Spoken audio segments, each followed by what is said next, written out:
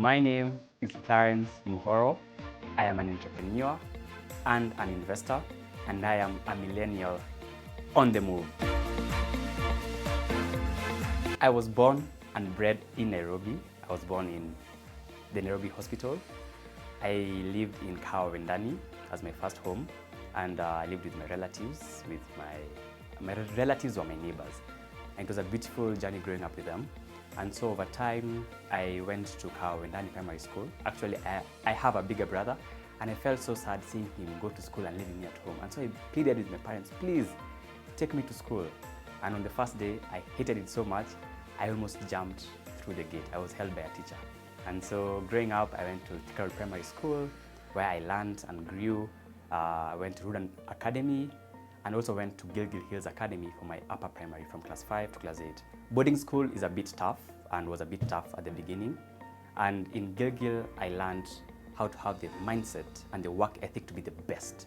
And so I was always a smart kid, and in Gilgil, they gave me the expectation, the training, the rigorous training to become the best student in the country. And so I was blessed to be Index 1. I did KCPE there. I ended up getting 416 marks. I was number 19 in total. And I hadn't performed as they had expected. And so I was really happy though with my results, and I felt like I had done my best. And so moving forward, my dad made a very amazing decision to move us from the 844 system to the IG system. And so I went to Juja Senior School, which was the best decision my dad ever made. Because in Juja, I already had the Gilgil Hills mindset and work ethic. And so in Juja, I got to now grow and have exposure. There were so many opportunities to go for MUN, to do clubs, to do sports, so many engaging activities. I've always been a mischievous kid throughout, so I would always, be caught playing football in class, or all this, you're not supposed to be in entertainment, but you're there. But in Juja, I felt love. I was disciplined with love. So anytime I failed, I felt that I would be punished, yes, but I felt as if they loved me so much, and I learned that it was okay to make a mistake. Sometimes, especially when you're a top student, anytime you make a small mistake, there's so much judgment and pressure on you. But in Juja, that was removed, and I was able to grow. By the time I was finishing in Juja, I had grown in my spirituality, I had grown in my confidence, because we used to do journalism. And we used to do fake news, and we would make people laugh. We would say Rooney has quit being a footballer to become a farmer. And the president is now the head coach for the rugby team in Kenya. And it was so funny. And I grew in my confidence because I was very shy. I used to stammer so much. And by speaking out, by learning how to actually face a crowd, I grew. And so Juja was an amazing experience. I ended up excelling with 7 A stars and 1 A. And it was a beautiful journey. When I exited Juja, I left as a well-groomed, happy adult, ready to face the world. And it was a beautiful journey. And I'm really grateful for my education.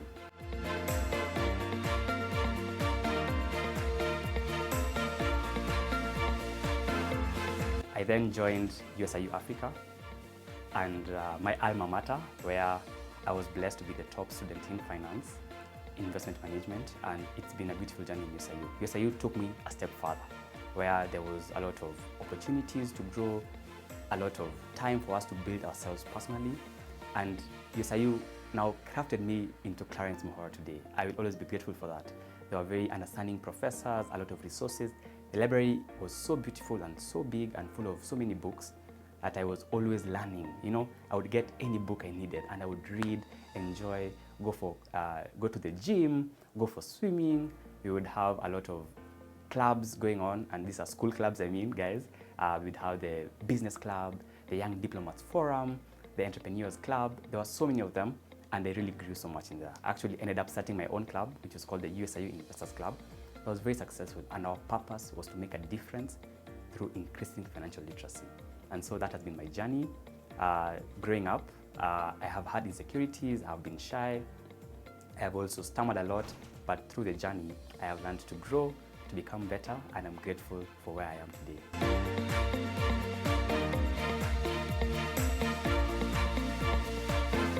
My journey through work. I love two things, business and investment. And so from primary all the way to secondary school, I was always doing something, either selling newspapers or football photos. In primary, high school, we would sell pin pops to our friends, and in university, I was always doing a business or two, trying to sell cake, happy socks, honey. And in that journey, I was in USIU Africa. I was learning so much, and I got a book called Rich Dad Poor Dad, and it opened my mind. And there's a chapter called The Rich Invent Money, and talking about people like Warren Buffett, who are very wise, who had succeeded in investment and had changed the world by their wonderful personalities and being a force for good. And so I was very intrigued by investment, and I would study extremely hard about investment. At a point, I used to spend so much time in the library, especially in my second year, which was a period of training. In that moment, I was also buying my first shares. With a little pocket money, I was learning about investment. Over the holidays, I would actually work in businesses. I would look for business and tell them, can I work for you for free? And so I was learning, one, to invest in a business from the stock market. Number two, working in a business, one which was in the financial markets. And lastly, I was running my small businesses. So I had the experience of seeing a business in three angles, from running my own business and seeing what it requires, from working in a business that is big and seeing how the operations are, seeing the difference between sales and cash flow, and also now investing in businesses and learning what are the key businesses to invest in now from people like Warren Buffett, from my classes, how to analyze and look at financials. And that gave me a very immersive experience. And so in my last year, I was like, I need to start a club and basically learn and teach people about what I'd learned, because it was a very rigorous training experience. And in that process, the club started, the USIU Investors Club, where we were now doing more trainings, bringing in guests, and I was learning even further. And so when the pandemic came, my friend told me, Clarence, can you guide me in how to invest? Because even though it was COVID time, it was the best time to invest because the markets were down, and we say there's always opportunity in adversity. And that's how I started Young Investors Africa, which is an investments training company, from one person who loved it so much to 5 people, to 10 people, to 500 people, to 1,000 people, to 7,000 people, and we're really grateful. So that's where it all started from.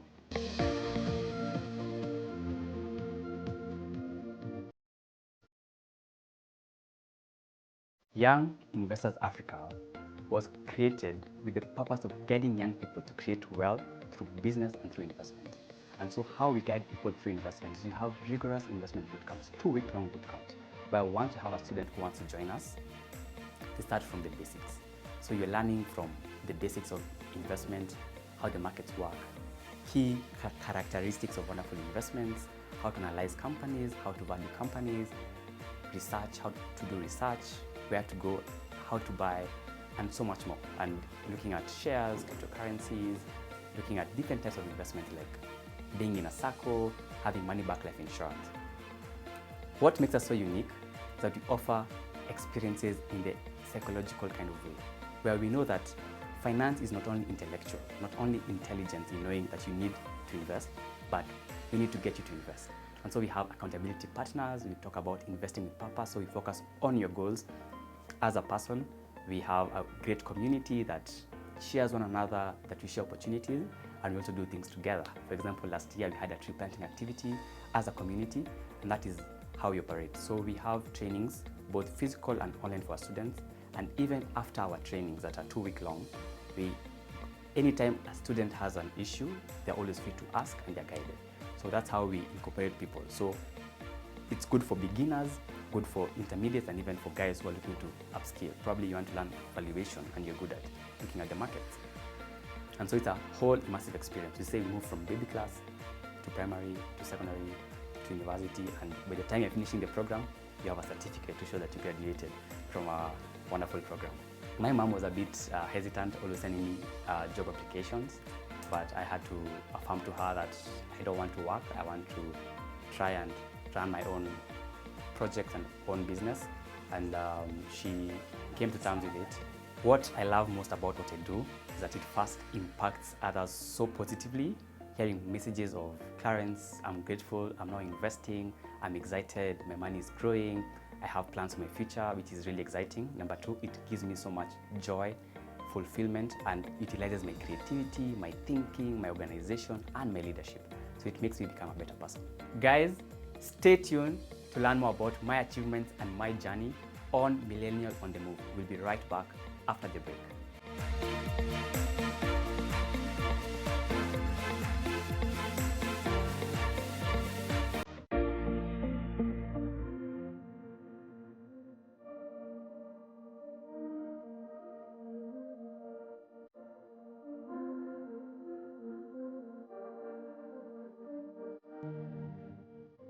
Welcome back to Millennial on the Move. As I promised, I will tell you guys about my biggest achievements. I want to first thank God for all these achievements, and my most important one was actually to serve Mathare Primary and to raise 1.3 million for building their library, doing wonderful projects in guiding them in terms of training, in terms of mentorship, tutorship, and seeing these kids empowered and growing. Secondly is to just impact people through investment and seeing young people thrive and start building great investment habits that will lead to wealth and prosperity for young people. I've also had an opportunity to serve in the church and to also preach to Montaigne University, which is such an amazing experience where I had about 500 people where I talked about God's money, and those have been my most proudest achievements in my life.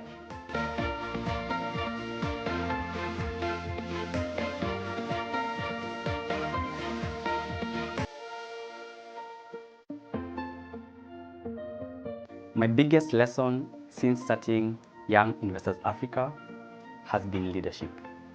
And leadership requires a lot of personal growth, a lot of understanding, a lot of trying to be your best, but also realizing that it is okay to fail. It is okay not to be the best there is. And so leadership has been such a key part of me learning in Young Investors Africa, and I'm proud of who I'm becoming as I learn from other leaders and mentors who have gone before me and who have guided me in this journey.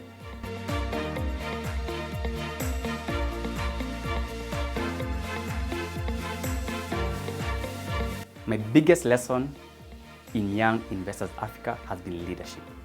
Learning how to lead people, how to interact with people, how to lead your clients, your partners, learning from mentors, and seeing that it is okay to fail, but always try your best and always learn and grow.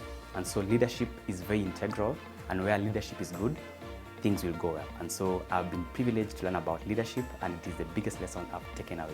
My biggest professional disappointments have been, one, we tried to start a research team and we had some challenges in it. We started it very prematurely and it ended up failing. Also, procrastinating on a number of important projects that led to less growth in the future. And also we had this webinar where everything didn't work out well. The ring light fell, the internet was bad, everything went so badly, and it was so disappointing because we had so many people, and it was such a humiliating experience, but we learned from it and we redid the webinar, and it was very, very successful. How I handle working with people with different personalities is, number one, understanding people, being aware of their strengths, and also what I require from them. And so working with people is a very wonderful thing. And so it comes from understanding the other person and seeing, can we work together? Actually, from our team, no one has ever applied for something. I actually worked with people in something else, and I was like, hey, I like how we work together. Can you come and let's work together in this mission of ours?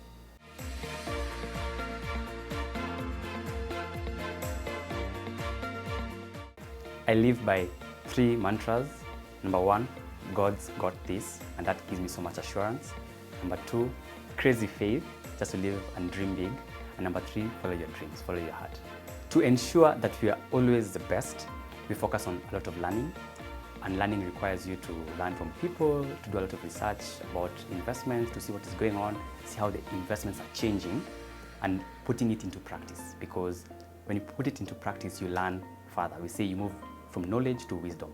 Additionally, we focus on having effective and wonderful partnerships that ensure that we grow and we reach more people and that we connect with others. Lastly, we focus on an emotional approach to our clients by serving them fully, by ensuring that we have a fun and immersive experience, playing investment games, having hangouts, and making it fun and enjoyable to invest. Where millennials go wrong in pursuing their dreams is because they lack patience. Patience is very integral in growing. everything good takes time. And so we need to not do things 2 months you're out, or 5 months you're out. 1 year it's not working. You need to put in the years and the time for success. Additionally, young people need to take on more risk. We need to be risk takers. And when you risk enough and you're bold, God rewards your risk.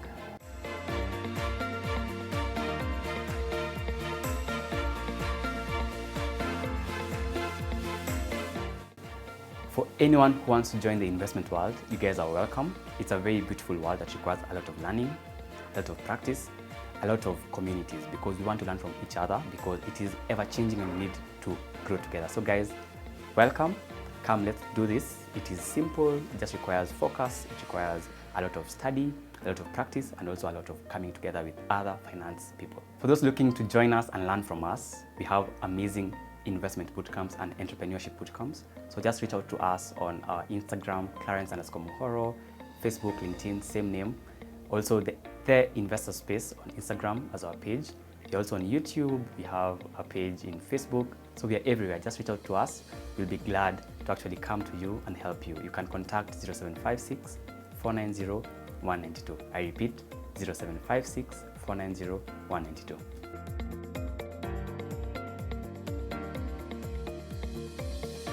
In my free time, I enjoy sports. I'm an outdoor person. I enjoy playing football, playing table tennis, watching Formula One. I'm an Arsenal fan.